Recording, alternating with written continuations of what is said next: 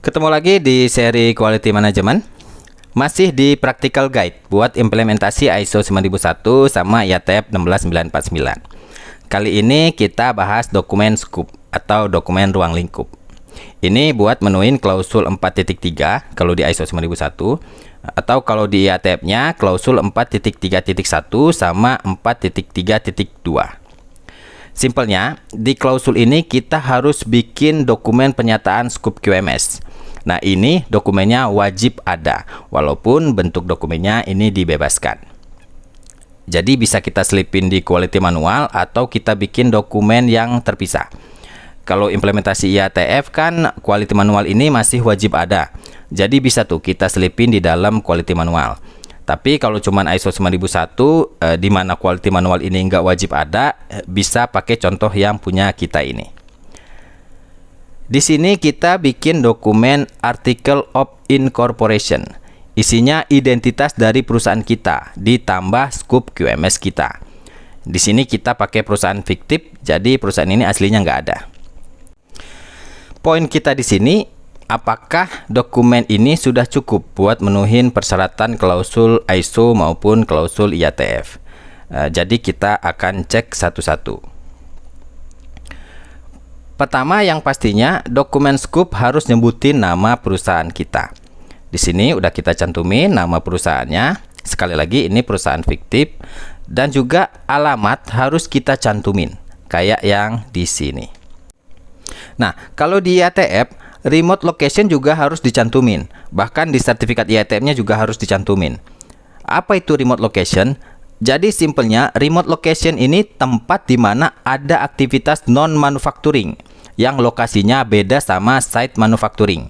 Misalnya kalau kita punya gudang di lokasinya yang berbeda dengan lokasi pabrik, berarti gudang ini kita sebut remote location. Atau kalau misalnya ada aktivitas product design yang dilakukan di R&D center, berarti R&D center ini kita sebut remote location. Nah, remote location ini harus kita cantumin di dokumen scope, kayak contoh yang ini. Termasuk juga aktivitasnya apa dan alamatnya di mana. Terus kita cantumin main proses kita apa atau aktivitas utama kita apa. Misalnya kalau di sini aktivitas utama kita ini proses manufaktur. Atau kalau contoh lain misalnya proses assembly, proses injection, casting, painting, atau proses-proses yang lainnya. Intinya adalah kita harus sebutkan di dalam dokumen scope. Nah, selain proses, produk yang kita cover juga harus disebut, atau produk yang kita produksi. Misalnya kalau yang ini produknya itu adalah produk-produk terkait otomotif. Kalau contoh lain misalnya produknya brake system, lampu, kaca mobil, atau yang lain-lain. Yang jelas jenis produk yang kita buat harus ada di dalam dokumen scope. Nah, prinsipnya semua persyaratan ISO 9001 sama IATF itu harus dipenuhin oleh perusahaan kalau mau disertifikasi ISO atau IATF. Tapi tergantung dari kondisi perusahaannya, mungkin ada beberapa klausul yang nggak bisa dipenuhin atau diterapkan. Berarti ada klausul yang mau nggak mau harus dikecualikan.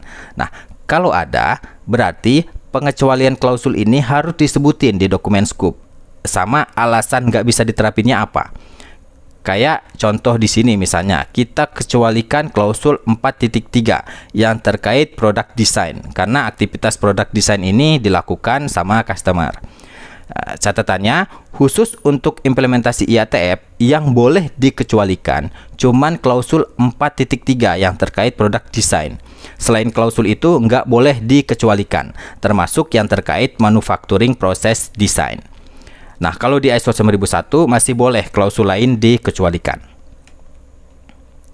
Terakhir terkait CSR atau Customer Specific Requirement. Ini persyaratan dari IATF. Jadi, scope QMS kita juga harus mencakup Customer Specific Requirement.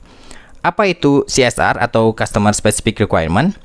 Jadi, setiap perusahaan OEM atau perusahaan pembuat kendaraan punya interpretasi masing-masing waktu mereka menerapkan IATF. Maksudnya mereka punya metode sendiri-sendiri. Contohnya misalnya terkait spesial karakteristik. Masing-masing OEM ini punya simbol-simbol sendiri. Atau terkait new development, masing-masing punya step by step development sendiri. Dan lain-lain. Nah, perusahaan OEM ini bakal minta supplier mereka buat menerapkan metode mereka. Biasanya mereka buat dalam bentuk supplier quality manual.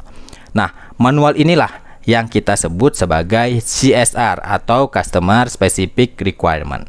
Jadi di dalam dokumen scope kita cantumin CSR apa yang applicable, kayak contoh yang di sini. Oke, nah kalau gini dokumen scope kita udah komplit dan bisa dibilang udah menuhin persyaratan ISO sama IATF. Itu aja tadi practical guide yang terkait dengan dokumen scope. Untuk video ini kita cukupkan. Sampai jumpa di video lainnya dan terima kasih.